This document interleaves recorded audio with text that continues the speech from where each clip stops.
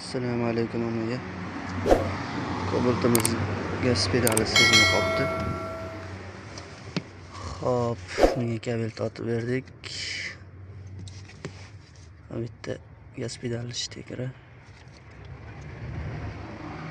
Yaxshi ko'rinmayaptimi?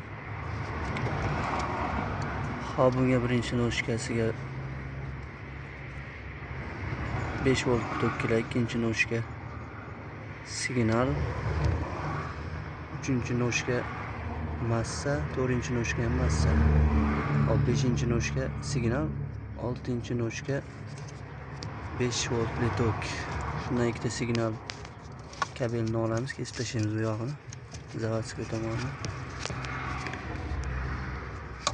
Bu yog'iga kabel tortib kompyuterga olib borib ulab qo'yamiz. Hop. Kompyuterimizda kichkina shtekerda bo'ladi buni kabeli. Bu yoqda hop shuni bu yoqqa kiritganda birinchi noshka va uchinchi noshka. Shuni kabel tortib ulab qo'yamiz. Zavodskoyni uzib tashlab. Xohlasa muammo hal bo'ladi.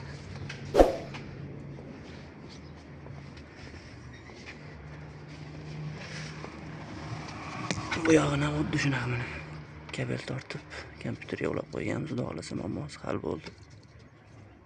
Kimga shunaqa xizmatlar bo'lsa, kelaverasizlar.